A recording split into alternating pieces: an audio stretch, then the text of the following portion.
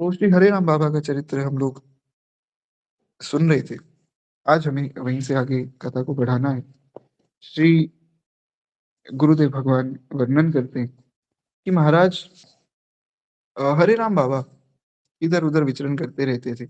उनका विचरणशील स्वभाव था, तो उनके विचरण की खूब कथाएँ हमने सुनी और अंततः वे महाराज जी के समीप आए और गोवर्धन जी में झाड़ियों के बीच में श्री महाराज जी को श्री हरे राम बाबा मिले, यहाँ तक की कथा हमने सुनी थी।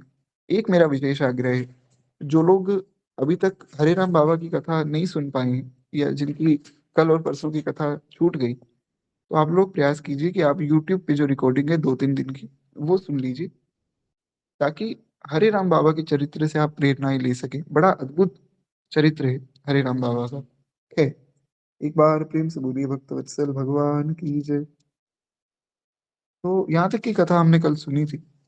कहते हैं एक बार बरसाना धाम में श्री महाराज जी एवं हरे राम बाबा जो है जा रहे थे और बाबा अपने नियमानुसार प्रातः काल जो है ब्रह्माचल पर्वत में नीचे जाकर देख नृत्य करने लगे और 1 घंटा हो गया, 2 घंटे हो गए, 3 घंटे हो गए, बाबा वापस नहीं आए। तो श्री महाराज जी ने श्री गुरुदेव भगवान को भेजा कि भैया जाओ, देख कर आओ कहाँ रह गए बाबा? अभी तक तो उनको आ जाना चाहिए और वे इतने समय तक वापस नहीं आए। तो क्या बात है पता करो। तो श्री गुरुदेव भगवान गए और उन्होंने देखा कि बाबा जो हैं, वे उस पर्वत के नीचे बैठे हैं और बैठे-बैठे अपना भगवान का स्मरण कर रहे हैं। मतलब उनकी ऐसी अवस्था थी कि कहीं भी बैठ जाते थे और कहीं भी उनकी समाधि लग जाती थी। जैसे हमारे भोले बाबा है ना, भगवान शिव की समाधि भी कभी भी लग जाती है। शंकर सहज स्वरूप संभारा, लागी समाधि अखंड अपारा।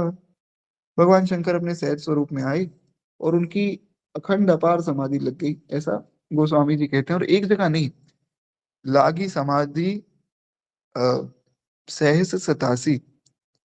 तो इस प्रकार से बहुत सी चौपाइयों में वर्णन किया है। ये चौपाई मुझे विस्मृत हो रही है।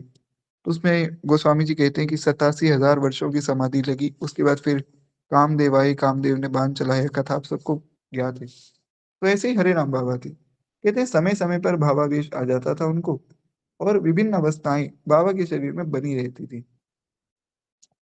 कहते हैं बाबा का स्वभाव बड़ा विनोदी था और इस कारण से कुछ ना कुछ उथल-पुथल वे करते रहते थे। किंतु प्रायः जो है सभी विनोदपूर्ण घटनाओं का परिणाम यही होता कि किसी का कल्याण होता था। ऐसा नहीं कि केवल वे हँसी-ठिठोली में ही अपना जीवन व्यर्थ कर रहे थे। वे लोगों का कल्याण करने के लिए ये सब काम करते थे। साधक को बहुत ज़्यादा चंचल नहीं होना चाहिए। साधक को गंभीर होना चाहिए। अगर आप बहुत ज़्यादा चंचल हैं, तो भजन बनने में बड़ी दिक्कत आती है। तो इसलिए स्वभाव में गंभीरता हो। लेकिन बाबा के स्वभाव में नहीं थी, क्योंकि बाबा सिद्ध महापुरुष हैं। जो इस अवस्था में पहुँच जाते हैं ना, उनको किसी चीज़ की कोई आवश्यकता नहीं। जैसे अब मान लीजिए कोई श्री गुरुदेव भगवान की कोटि के संत हैं, वे तिलक ना लगावें। जैसे मैंने देखा है पूज्य श्री प्रेमानंद बाबा जब रात्रि में सब भक्तों को दर्शन देने के लिए निकलते हैं, तो प्रायः उनके मस्तक पे तिलक नहीं होता है। तो क्या वे वैष्णव धर्म का पालन नहीं कर रहे हैं? क्या उनको तिलक की महिमा नहीं पता है? ऐसा नहीं। बात ये है कि उनको कोई आवश्यकता नहीं तिलक लगाने की, तो फिर वे क्यों लगाते हैं? वे इसलिए लगाते हैं कि उनके जो बाकी शिष्य हैं, जो उनके परिकर के लोग हैं, कहीं उनके मन में ये ना आ जाए कि भैया गुरुजी तो तिलक लगाते नहीं, तो हम भी छोड़ दें। इसलिए हमारे गुरुदेव भगवान ने जब हमें दीक्षा दी थी, तब महाराज जी ने भी ये बात कही थी कि भैया देखो, हमें कोई आवश्यकता नहीं कि हम तिलक लगावें, पर अगर तुम लोगों ने नहीं लगाया तो तुम्हारा कल्याण नहीं होगा। तो अपना कल्याण चाहते हो तो तिलक लगाना नित्य, भजन करना, खूब जो ये मंत्र जो मिला है उसका जप करना। हालाँकि मैं इनमें से कोई भी नियम का पालन नहीं करता हूँ, मैं तो एक धूर्त व्यक्ति हूँ। पर वैसे महाराज जी ने उपदेश दिया था। खैर, तो बाबा जो है वे स्वभाव से कुछ ना कुछ चंचल लीलाएँ इसीलिए करते हैं ताकि सबका कल्याण हो। और हमने एक कथा और भी सुनी थी कि किस प्रकार से उन्होंने एक प्रेत का भी उद्धार किया था। तो आगे भी ऐसी 2 घटनाएँ आएँगी। कहते हैं कई बार ऐसा भी हुआ कि उनके विनोदी व्यवहार से संबंधित व्यक्ति का जीवन ही बदल गया। उसे मार्गदर्शन एवं भजन की प्रेरणा मिल गई और वो भजन में लगा, उसका कल्याण हो गया। तो एक घटना हम ऐसे ही सुनते हैं। कहते हैं एक बार की बात है, ये बड़ी सुंदर घटना है, बहुत ध्यान से सब लोग सुनिएगा। एक बार की बात है कि उत्तर प्रदेश में जो आजमगढ़ क्षेत्र है, वहाँ की घटना है। कहते हैं विचरण करते हुए बाबा वहाँ आए और वहाँ की एक अमराई के सुरम्य वातावरण को देखकर वे कुछ दिनों के लिए वहाँ रुक गए। अमराई मतलब जहाँ पर आम लगाए जाते हैं वहाँ। तो कहते हैं अमराई में वे रुक गए। आमों की वहाँ बहुत बहुत सारे आम वहाँ थे, तो बाबा को आम बड़े प्रिय थे। तो उस अमराई के अघोर पंथ को मानने वाला एक सिद्ध तांत्रिक भी वहाँ रहा करता था। अब जैसा मैंने पहले भी कहा था कि ये चरित्र जो है गुरुदेव भगवान ने स्वयं लिखा है। तो इसमें कुछ-कुछ ऐसे शब्द हैं जो बड़े ऐसे हैं जो हम सुनते नहीं हैं नॉर्मल दिनों में। शब्द तो कोई भी कठोर नहीं है, या कोई भी ऐसा कठिन नहीं है, पर हम ऐसा सुनते नहीं तो शायद ध्यान में ना हो। सरल सी बात ये है कि जहाँ पर ये आजमगढ़ की जो घटना है ना, तो हुआ क्या कि उत्तर प्रदेश में आजमगढ़ में महाराज जी गए, वहाँ पे एक उनको आम का बगीचा एक समझ लीजिए वो दिखा। तो बाबा ने सोचा कुछ समय मैं यहाँ रुक जाता हूँ, तो बढ़िया-बढ़िया आम भी खाता रहूँगा और यहाँ आराम से भजन करूँगा। बाबा वहाँ रुक गए।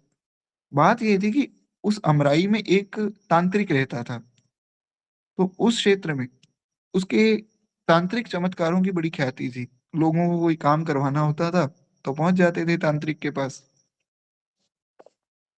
देखिए काम तो ख़ैर आप लोग भी निकलवा सकते हैं तांत्रिकों से, पर बात ये है कि जो तंत्र विद्या है ना, इससे किसी का कल्याण नहीं होता है।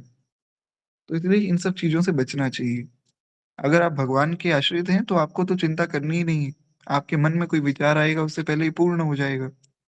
तो हमें इन सब चक्करों से बचना है। ख़ैर, कहते हैं कि उस अमराई में एक प्रकार से उसी का पूरा कब्ज़ा था। बाबा ने वहाँ रहने के लिए सर्वप्रथम उससे परिचय स्थापित किया। उसने बाबा को रुकने की अनुमति दे दी। उसने कहा, "कोई बात नहीं, आप 2-3 दिन रुकना चाहते हो, आप आराम से रुको, खूब प्रेम से आम खाओ।" तो कहते हैं दिन बीतते गए और दोनों में कुछ घनिष्ठता हो गई। एक दिन जो है बाबा ने उससे कहा कि, "गुरु भाई, तुम एक सिद्ध पुरुष के रूप में माने जाते हो।" अच्छा एक बात मैं बता दूँ कि साधु जो होते हैं ना, वो साधुओं को गुरु भाई कह सकते हैं, क्योंकि दोनों ही साधु हैं, दोनों का गोत्र अच्युत गोत्र है और दोनों के गुरु भगवान हैं। तो इस प्रकार से ऐसा कोई ये ना सोचे कि हरे राम बाबा के गुरु भाई हैं।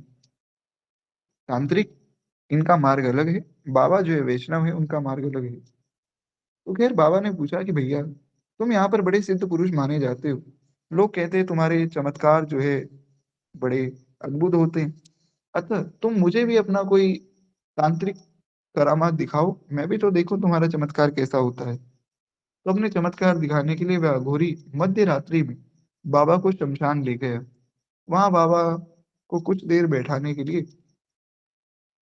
उसने आग्रह किया कि आप जो है कुछ देर यहाँ बैठो और स्वयं घड़े में गंगा जल भरकर उसने जो है चिताग्नि पर रखकर गुड़ डालकर मीठे चावल सिद्ध किए और भी कुछ क्रियाएं की थी। वो यहाँ कहने की आवश्यकता है नहीं। आप लोग तो सब वैष्णव जन हैं। मान लीजिए कोई व्यक्ति जो है इस रिकॉर्डिंग को सुने और उनके मन में आए कि चलो करके देख लेते हैं।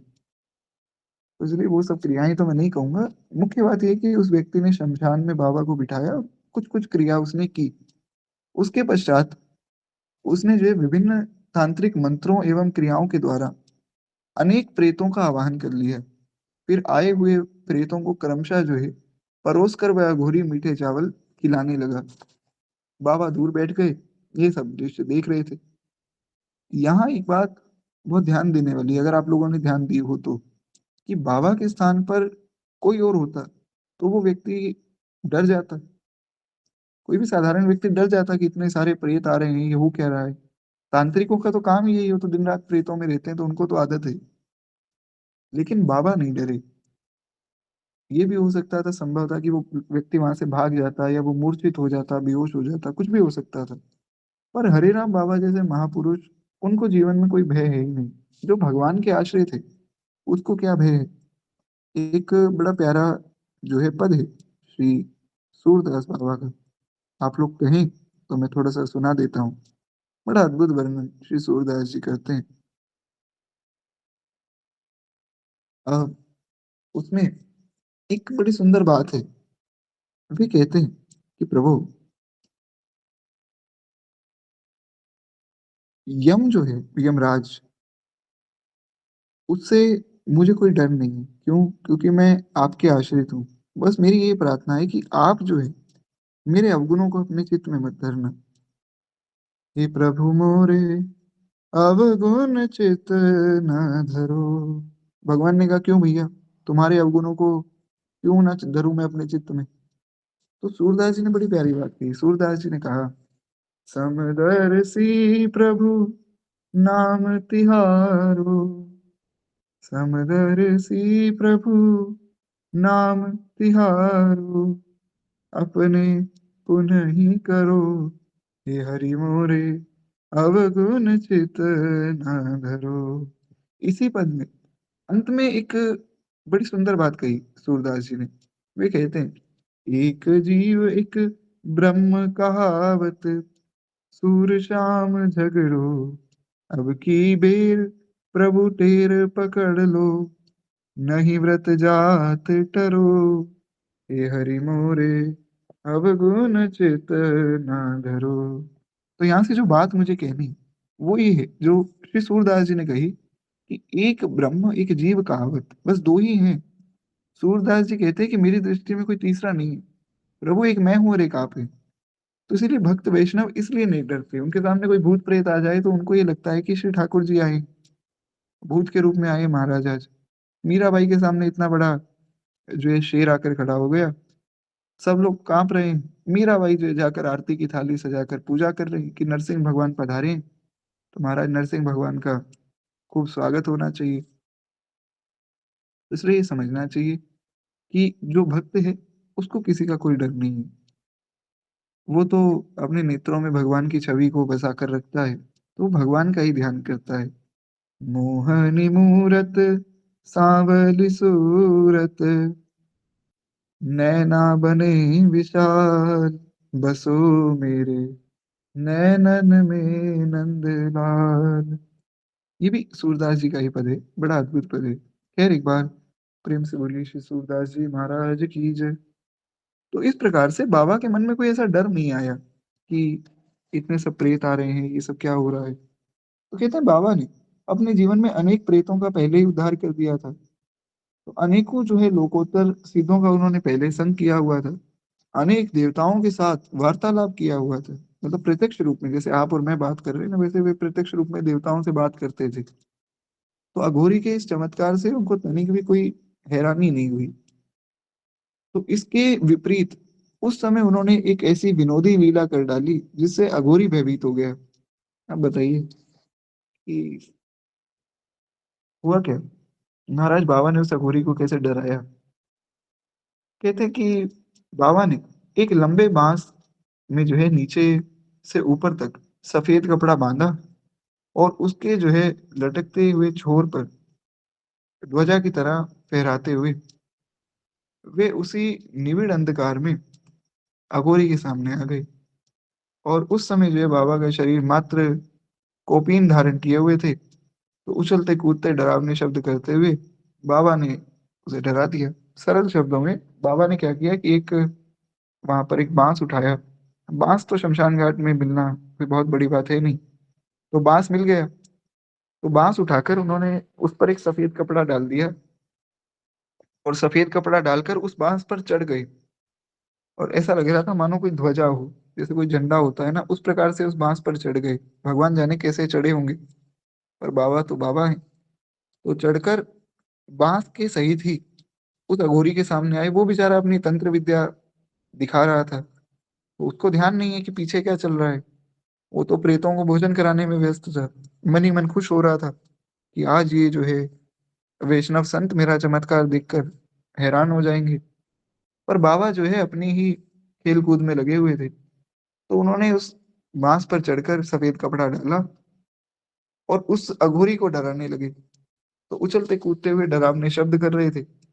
बाबा ने सफल अभिनय करते हुए स्वर बदलकर गर्जना करते हुए उस अघोरी से कहा कि अरे ओ पापी, तू प्रेतों को भोजन करा रहा है, किंतु मेरा भाग कहाँ है? मैं इस शमशान का राजा प्रेतराज हूँ।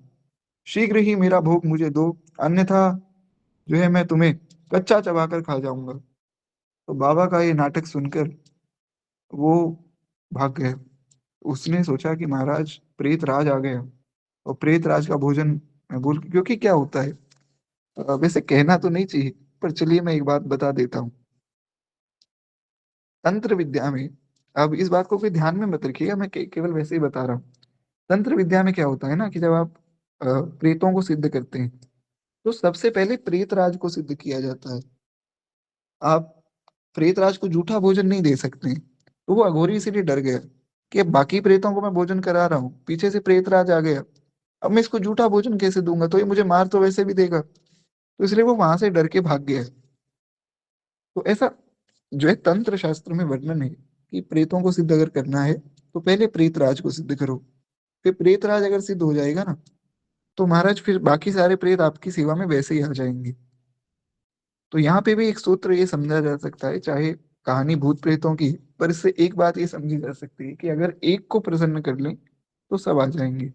उसी प्रकार अगर सबकी कृपा चाहिए तो भगवान को प्रसन्न किया जावे, भगवान प्रसन्न हो जाएंगे तो सबकी कृपा अपने आप ही हो जाएगी। खैर, तो एक बार प्रेम से बोलिए भक्त वत्सल भगवान की जय।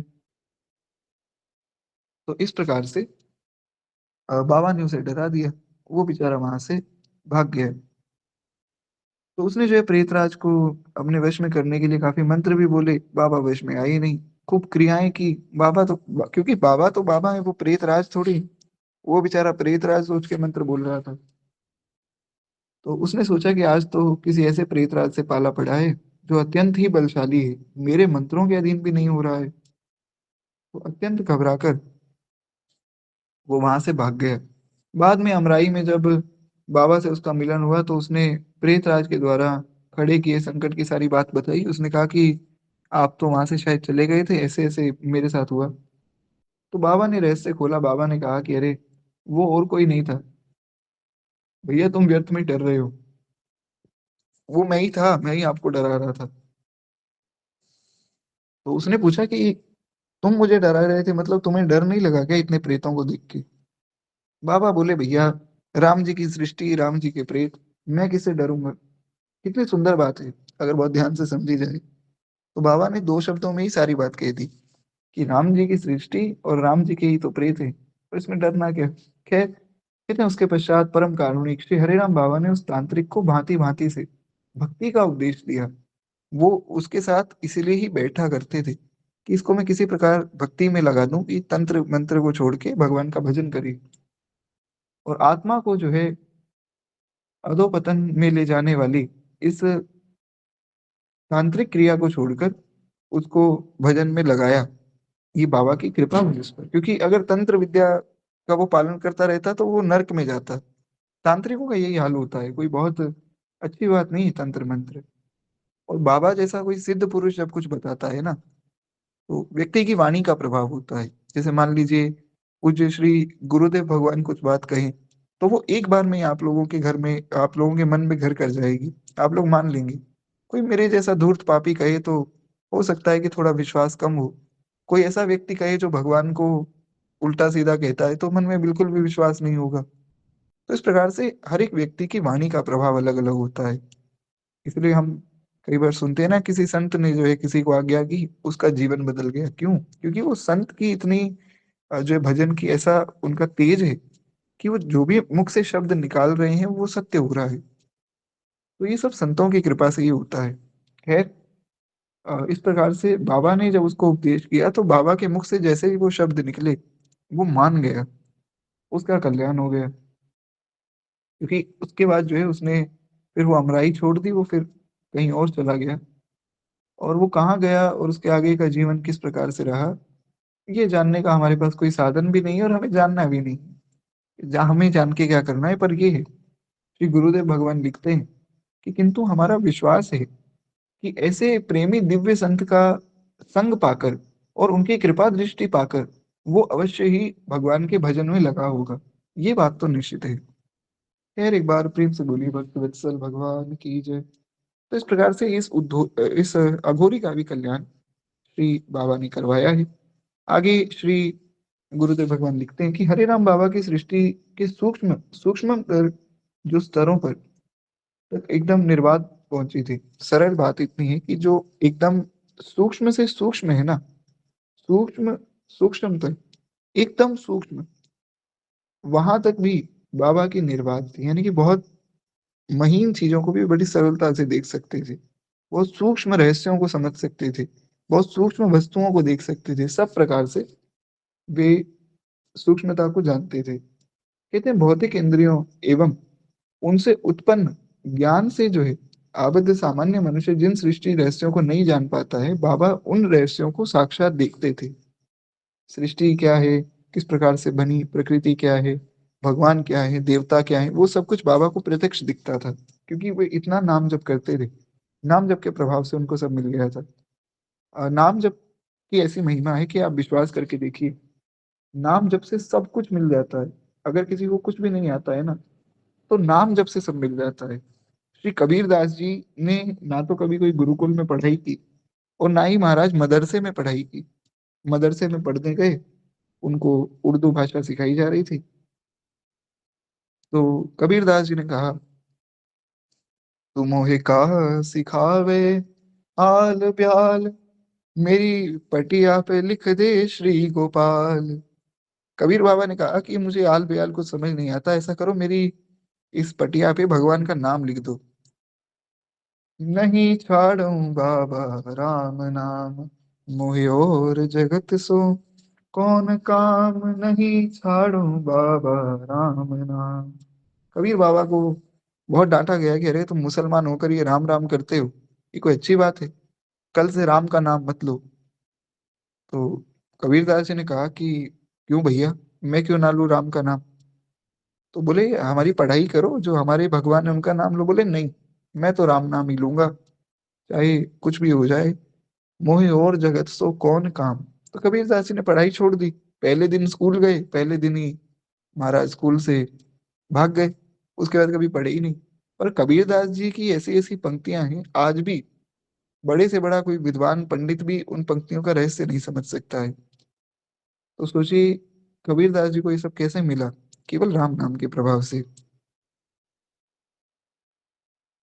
देखिए बात ये है कि कबीरदास जी जो हैं बड़े निराले संत थे, उनकी वाणी बड़ी अद्भुत है, तो उसको हर व्यक्ति समझ नहीं पाता है।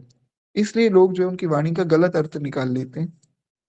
तो इसलिए उन मूर्खों से थोड़ा बचना चाहिए। इसलिए तो कहा जाता है ना कि हमारे यहाँ गुरु परंपराएं क्यों बताई गई।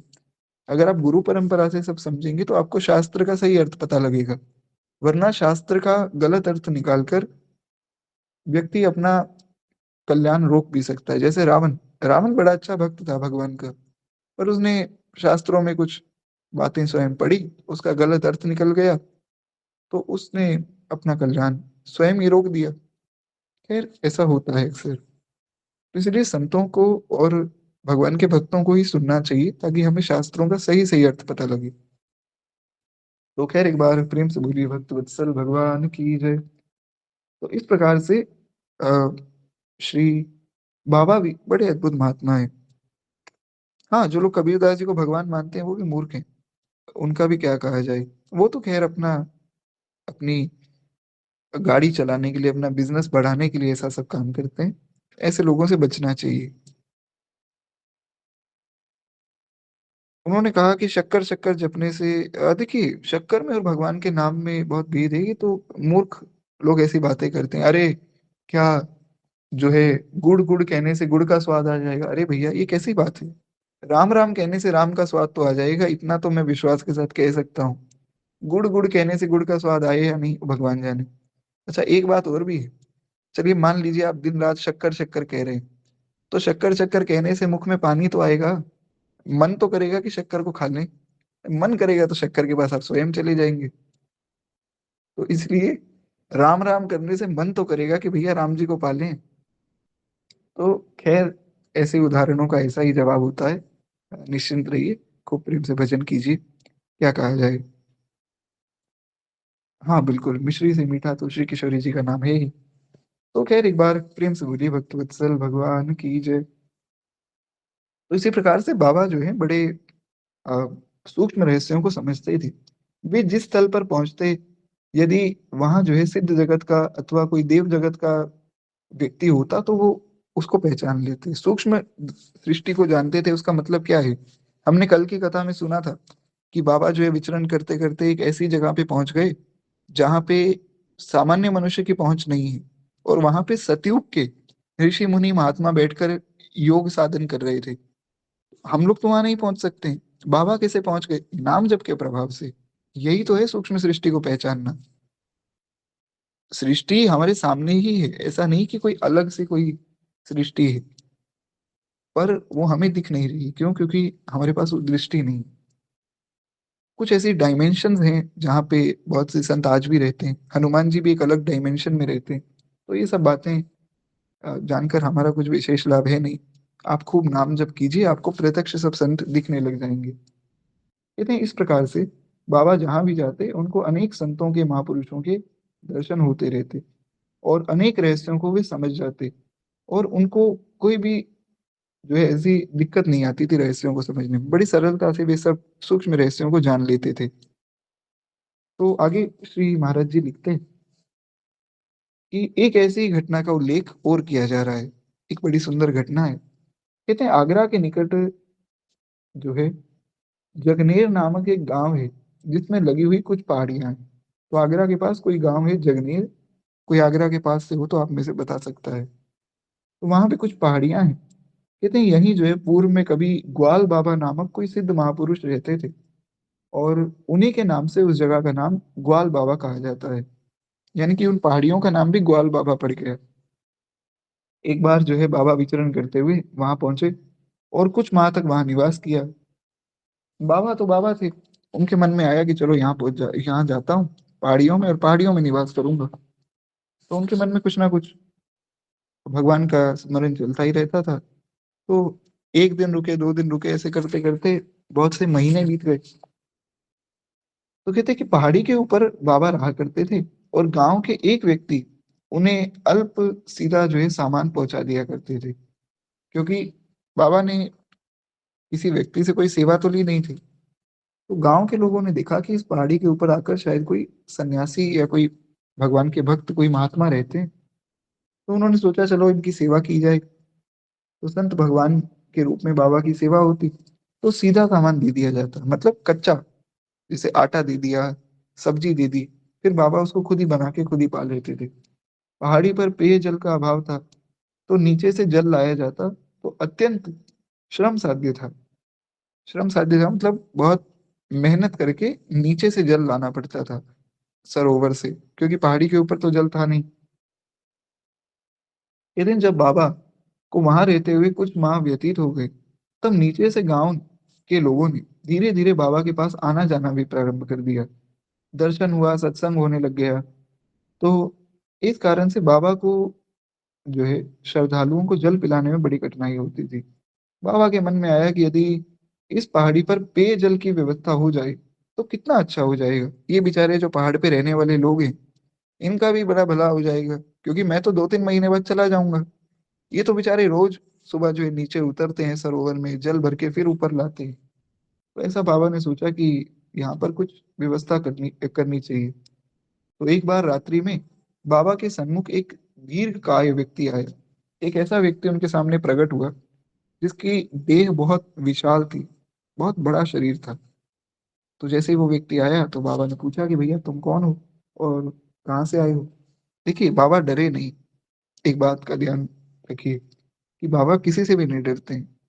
जो भगवान का भक्त है वो डरता नहीं है। तो जो है उसने बाबा को कहा कि आप चिंता मत करो, मैं बड़े आकार में जो है कई जल से भरे हुए मटके यहाँ पहुँचा देता हूँ और मैं रोज पहुँचा दूँगा। आप कहोगे तो मैं रोज यहाँ रख जाऊँगा। आप निसंकोच जो है सब लोगों को पानी पिला दिया करो। किंतु मात्र जल पिलाना ही पर्याप्त नहीं है। क्यों?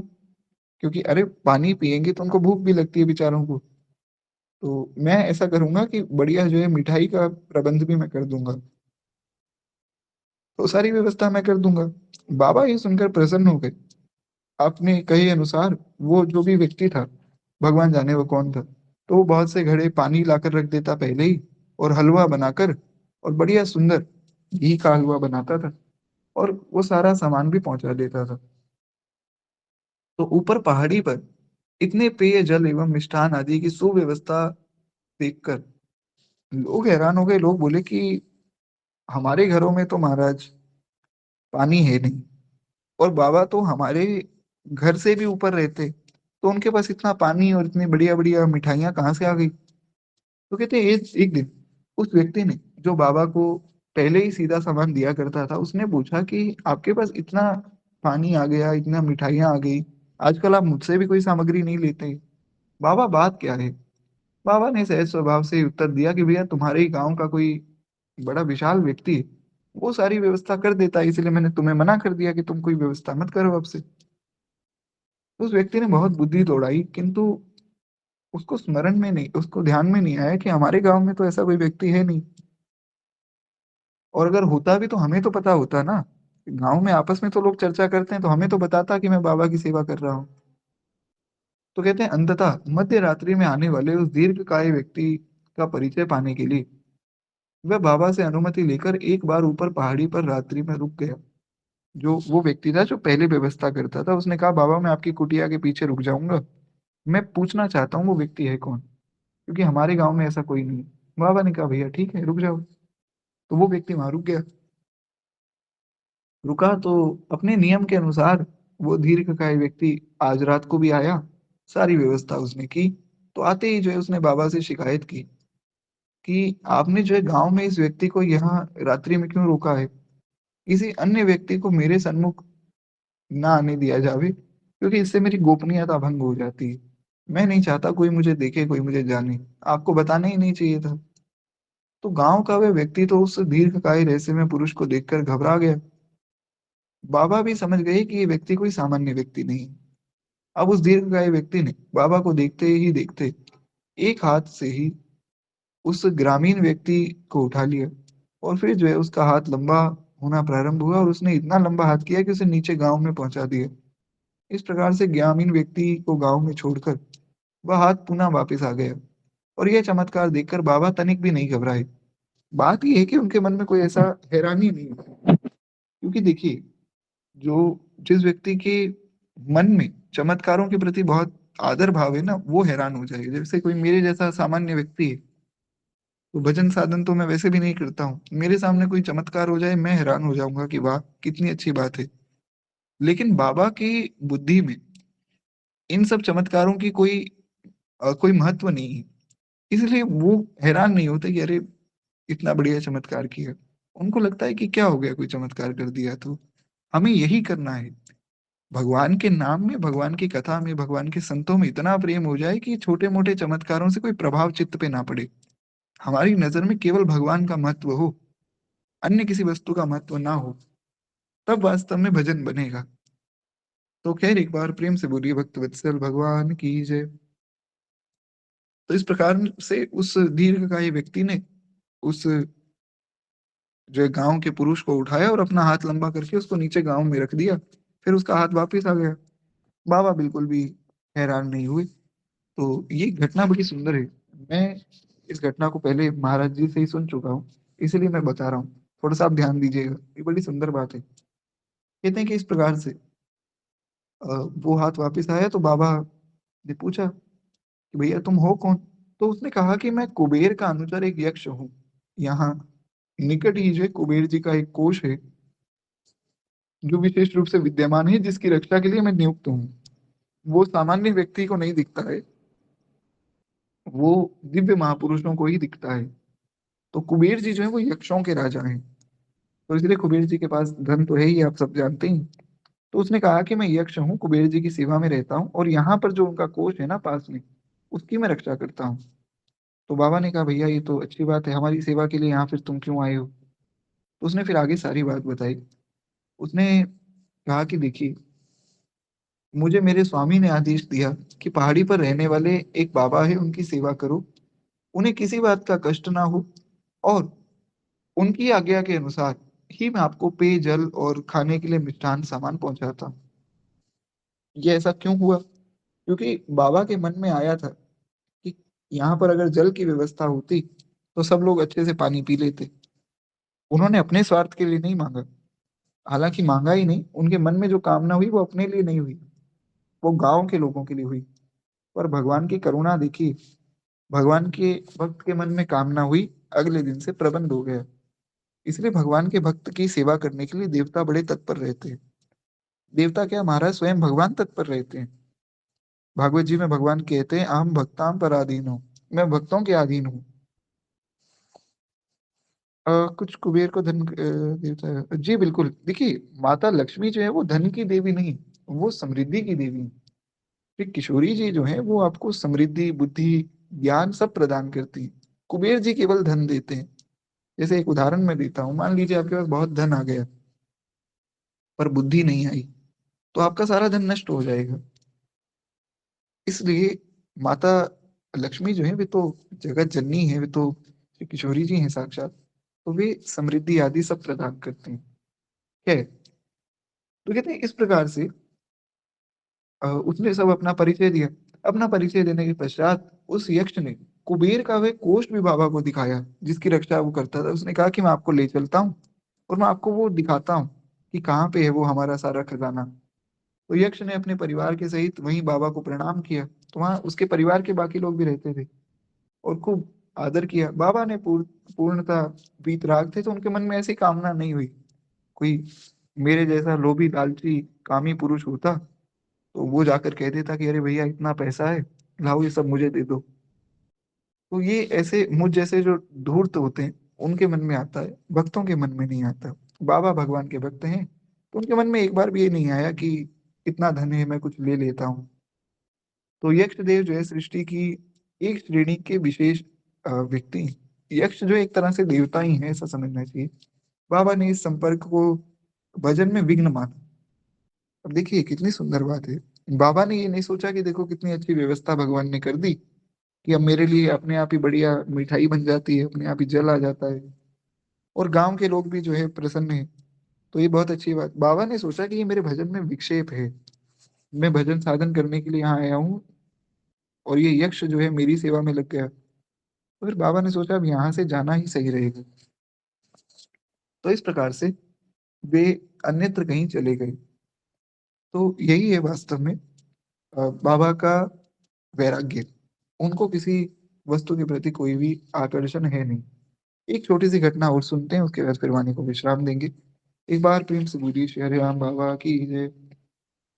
बाबा का चरित्र तो अभी काफी बड़ा है, तो प्रयास करेंगे कि कथा का कुछ 2-4 दिन के लिए जो विश्राम होगा उससे पहले पहले बाबा का चरित्र तो पूर्ण हो ही जाए। कहते हैं मध्य प्रदेश की ओरछा तीर्थ स्थल के निकट विंध्याचल पर्वतीय क्षेत्र में बसे हुए एक गांव जिसका नाम था मुडारा। तो ये जो मुडारा गांव है इसकी भी एक घटना है।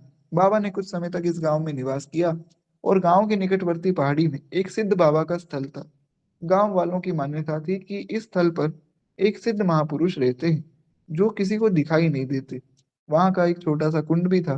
कहा जाता है कि जब वे सिद्ध बाबा इस पहाड़ी पर होते थे तो कुंड में स्वतः ही जल आ जाता, तो लोगों को पता लग जाता था कि वो सिद्ध बाबा आ गए। और जब वे बाबा चले जाते तो वो कुंड का जल अपने आप चला जाता। कहते हैं इस प्रकार से लोगों को पता लग जाता था। कहते हैं और जब वे विचरण करने के लिए कहीं जाते तो कुंड का जल लुप्त हो जाता। उस सिद्ध स्थली पर रात्रि को कोई नहीं जाता था। एक बार कौतूहलवश जो श्री हरे राम बाबा दिन ढलने पर वहां चले गए। बाबा तो बाबा है, अपनी मस्ती में थे, पहुंच गए महाराज और उच्च स्वर से सिद्ध बाबा को पुकारा कि अरे गुरु भाई, कहाँ गया? मैं तेरे स्थान पर तुझसे मिलने आया हूँ और तू कहाँ छिपे जा रहा है? इतना पुकारते ही वे सिद्ध संत जो है सामने प्रकट हो गए और दोनों में परस्पर मिलन हुआ। दोनों ने एक दूसरे को दंडवत प्रणाम किया। तो बाबा जो है उनका आलिंगन करने के लिए आगे बढ़े, किंतु वे सिद्ध संत पीछे हट गए। तो उन्होंने बाबा से कहा कि बाबा, आप वैष्णव संत हैं और मैं एक जो है अघोर मार्गीय सिद्ध संत हूँ। आप मेरा स्पर्श करें ये आपके लिए अच्छा नहीं। ये वैष्णवता की महिमा है महाराज। वैष्णव धर्म परम धर्म क्यों माना गया? क्योंकि सब जितने भी अघोर है, तंत्र मंत्र है और ये जितने भी मार्ग है इन सबसे ऊपर है वैष्णव का मार्ग। अब उसमें मैं कोई ज्यादा भेद नहीं करता हूँ, कोई वैष्णव है कोई शैव है, सब भगवान के स्वरूप हैं तो सब बराबर ही हैं। पर बाकी जितने मार्ग हैं, ज्ञान का मार्ग है या ये सिद्धि का मार्ग है, हठ योग आदि है, इन सबसे श्रेष्ठ है भगवान का भजन, शरणागत होने की ऐसी महिमा है। खैर एक बार प्रेम से बोलिए भक्त वत्सल भगवान की जय। तो कहते हैं वार्तालाप में वो सिद्ध संत ने बताया कि मेरी हजारों वर्ष की आयु है, मैं हजारों सालों से यही रहता हूँ, और इन घटनाओं से प्रमाणित होता है कि वैष्णव उपासना पद्धति कितनी सात्विक, पवित्र एवं सर्वोपरि है। वही बात यहाँ पर श्री गुरुदेव भगवान ने भी लिखी है। तो कहते हैं हरिराम बाबा जैसे परम वैष्णव भक्त की सेवा करने में सिद्ध एवं देवगण भी किसी प्रकार से उत्साहित रहते हैं, यह इन घटनाओं में दिखाई देता है। अब जैसे कि बाबा उस पहाड़ी पर पहुंचे, उन्होंने आवाज लगाई तो वो सिद्ध संत प्रकट हो गए, जो सिद्ध संत किसी को नहीं दिखते थे, क्योंकि वैष्णव संतों की सेवा करना सब चाहते हैं। वैष्णव का दर्शन करने मात्र से कल्याण हो जाता है, इसलिए जो प्रेत आदि है ना, वो आते रहते हैं बहुत से वैष्णवों का दर्शन करने। तो मान लीजिए कहीं आपको कोई प्रेत दिख जाए, तो ऐसा घबराना नहीं है, वो आपका कुछ अहित नहीं कर सकता है, लेकिन वो अपना कल्याण करने के लिए आपके पास आया है, ऐसा समझना चाहिए। खैर आजकल तो जो मनुष्य हैं भी प्रेतों से कम नहीं है, तो आपके दर्शन से तो सबका कल्याण हो जाएगा। इसीलिए खूब नाम जप करना चाहिए, ताकि कोई भी व्यक्ति अगर आपका तिलक स्वरूप देखे तो उसको लगे कि भैया ये भगवान के जन है, या कोई भी व्यक्ति जो है आपका स्वरूप देखे तो वो भगवान की याद करे। खैर कहते हैं ऊपर से जो है यक्ष द्वारा बाबा की सेवा का वर्णन हुआ है, और यहाँ पर इन सिद्ध संत के द्वारा कहते हैं यक्ष देवताओं की ही एक श्रेणी है जो विशेष रूप से रजोगुणी प्रधान मानी गई है। अब आगे जिस घटना का उल्लेख किया जा रहा है उसमें सत्व प्रधान देवता स्वयं आकर बाबा की सेवा कर रहे हैं। तो जो रजोगुनी देवता हैं वो तो सेवा करके चले गए, अब जो सत्व प्रधान देवता हैं उनकी सेवा का वर्णन भी हमें सुनना है। तो आप लोग कहें तो एक घटना और सुना देता हूँ, छोटी सी घटना है, तो फिर हम लोग वाणी को विश्राम देंगे। खैर एक बार प्रेम से बोलिए भक्त वत्सल भगवान की जय। कहते हैं कि एक बार की बात है, जयपुर के निकट आमेर है एक जगह, आप लोग शायद गए भी होंगे, आप लोगों ने देखा होगा। आमेर बड़ा अच्छा जो है स्थल है, दास तो प्रभु कृपा से गया है, बहुत सुंदर सुंदर भगवान के मंदिर भी हैं वहां पे। और एक श्री मीराबाई का मंदिर है, जगत शिरोमणि मंदिर। तो वहां पे वो एकमात्र स्थान है जहाँ पे श्री मीराबाई और श्री ठाकुर जी विराजमान है। श्री किशोरी जी तो सदैव भगवान के साथ ही रहते हैं भगवान के रूप में, पर वहां ऐसी झांकी है कि श्री भगवान है और श्री मीराबाई है। खैर बड़ा सुंदर स्थान है, अगर आप में से किसी को दर्शन करना हो तो इंस्टाग्राम पे जो मेरी हाइलाइट्स है जयपुर वाली, उसमें आप देख सकते हैं, उसमें मैंने वीडियो उसमें डाली थी। तो बड़ा सुंदर मंदिर है। खैर तो कहते हैं आमेर में जो जयपुर के निकट ये आमेर में एक जंगल है, जंगल में एक बावड़ी है। उस बावड़ी पर स्थित श्री सीताराम जी के मंदिर में बाबा ठहरे हुए थे। तो बाबा के साथ जो है श्री महाराज जी एवं चित्रकूट के श्री रामचंद्र दास जी पुजारी जी भी थे। कहते हैं बाबा अपने ठाकुर जी की सेवा में इत्र केसर आदि द्रव्यों का प्रचुर प्रयोग करते थे, खूब बढ़िया मात्रा में इत्र आदि भगवान को लगाते थे। ठाकुर जी की सेवा के लिए वे स्वयं पुष्प तुलसी का चयन करते थे, विभिन्न ऋतुओं के अनुरूप सुंदर सुंदर जो है पुष्प लाते और सुंदर सुंदर इत्र लाते, मतलब अलग अलग इत्र लाते, ताकि भगवान को खूब जो है प्रेम से सजाया जा सके। इस प्रकार से गुलाब का जल, पान का डब्बा आदि अन्य उपयोगी वस्तुएं वे अपने पास रखा करते थे, और ऋतु के अनुसार भगवान की सेवा करते। ऐसा नहीं कि एक इत्र ले आए वही पूरे साल चलाए जा रहे हैं, एक फूल ही भगवान को हर महीने चढ़ाया जा रहा है, ऐसा नहीं। बढ़िया बढ़िया बड़े भाव से सेवा करते थे, मुख्य बात ये। कहते हैं उन्होंने अष्टयाम सेवा के अनेक पद भी जो है कंठस्थ थे, तो जिन्हें गा गा कर वे ठाकुर जी को रिझाते। इस प्रकार से वे सदा ही भगवान को लाड लड़ाते और खूब प्रेम से भगवान की सेवा किया करते। बावड़ी के तट पर स्थित जो ये भगवान का मंदिर है, खैर अ, हुआ क्या कि बावड़ी के तट पर जो ये स्थित भगवान का मंदिर है, उन दिनों में श्री राम मंत्र के अनुष्ठान में बाबा रत थे। वहां उस मंदिर में रहते और श्री राम तारक मंत्र का जप करते। एक बार ठाकुर जी की सेवा का इत्र समाप्त हो गया। बाबा ने श्री महाराज जी से इस इत्र की व्यवस्था के लिए कहा। बाबा ने श्री दादा गुरुदेव भगवान से कहा कि महाराज जी मेरा इत्र जो है खत्म हो गया है, भगवान की सेवा करनी है, तो आप मेरे लिए थोड़ा सा इत्र अगर मंगवा देंगे तो भगवान की सेवा जो है सुचारू रूप से हो पाएगी। अब महाराज जी तो महाराज जी थे, उन्होंने बाबा की बात को स्वीकार किया। अब यहाँ पर एक बड़ी विलक्षण घटना हुई। तो कहते हैं बाबा ने इत्र का जो है सेवा में प्रचुर मात्रा से प्रयोग करते थे, तथा वह स्थान निर्जन भी था।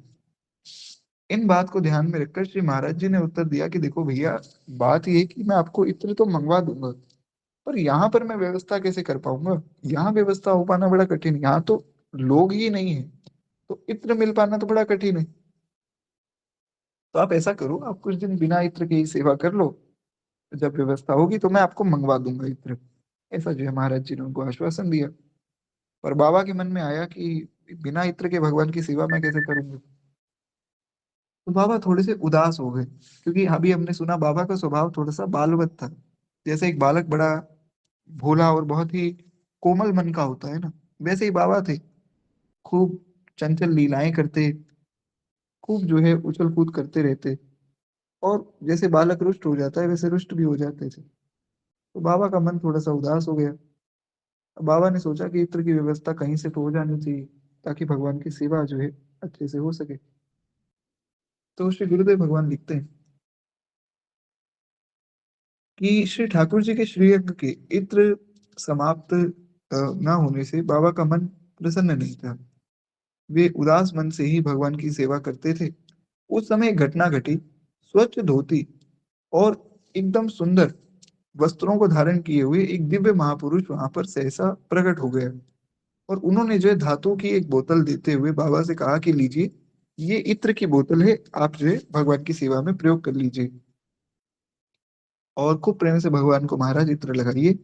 यह इत्र व्यतीत होने पर मैं ठाकुर जी के लिए और इत्र ले आऊंगा। अकस्मात इस भद्र पुरुष को सामने देखकर दोनों को विस्मय हुआ, यानी कि श्री दादा गुरुदेव भक्तमाली जी महाराज और श्री हरे राम बाबा दोनों ने देखा कि व्यक्ति आए हैं और इत्र दे रहे हैं, कौन है ये व्यक्ति। तो जब महाराज जी ने पूछा कि भैया तुम कौन हो, तो उसने कहा कि मैं देवलोक का एक देवता हूँ, बाबा के ठाकुर जी की सेवा के लिए इत्र लाया हूँ। इतना कहकर वो दिव्य पुरुष अंतर ध्यान हो गया। ये घटना बाबा एवं महाराज जी दोनों के सम्मुख घटी। इस प्रकार से जयपुर शहर की बहुत सी घटनाएं हैं। तो एक और भी घटना है, उसका वर्णन हम कल की कथा में सुनेंगे। आज वाणी को ही विश्राम देते हुए बार प्रेम से बोलिए श्री हरे राम बाबा की जय, वत्सल भगवान की जय। तो बड़ा सुंदर चरित्र है श्री हरे राम बाबा का। प्रयास करेंगे कि आने वाले 2-3 दिनों में जो है ये चरित्र पूर्ण हो जाए, क्योंकि बाबा का चरित्र वास्तव में बहुत बड़ा भी है, सुंदर भी है। जितना चलता जाए उतना अच्छा है। लेकिन ज्यादा समय लगेगा नहीं, बस 2 ही दिन और लगेंगे, तो ये चरित्र हमारा पूर्ण हो जाएगा। तो मेरी बड़ी विशेष प्रार्थना है कि थोड़ा सावधानी से 2-3 दिन जो है कथा में और ध्यान दीजिए, क्योंकि अभी जो कथाएं हैं वे सब बड़ी सुंदर सुंदर कथाएं हैं। खैर, एक बार प्रेम से बोलिए भक्त वत्सल भगवान की जय।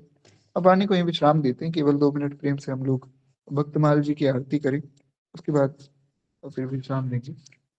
इस धन्य नाभा भारती की आरती आरत हरे, ये भक्त भगवत की कथा सब विश्व का मंगल करे। इस धन्य नाभा भारती की आरती आरत हरे, नर जाति जब माया विवश अज्ञान तम में पग गई, जन भारती आभा तभी जग जग गई, जगमग गई। अज्ञान माया मोह तम की, काली माँ कलई धुली, सत प्रेम समता सत्य सुख शुचि कंज कलिकाई खिली।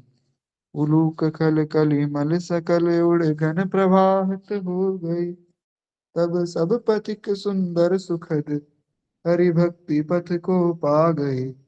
इस भक्त माला के सकल हरि भक्त जन दाया करो, सच्ची अहिंसा भक्तिमय विज्ञान दे माया हरो।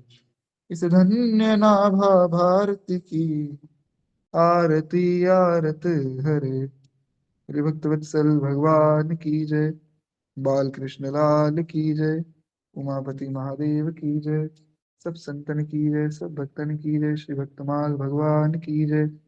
आज के आनंद की जय। जय जय श्री सीताराम, जय जय श्री राधे श्याम। नमः पार्वती पतये, हर हर महादेव शंभु हर। जी, तो किसी का कोई प्रश्न हो तो आप व्हाट्सएप पे पूछ सकते हैं। अभी के लिए आप सबसे आज्ञा चाहूंगा। श्री सीताराम, श्री राधे श्याम।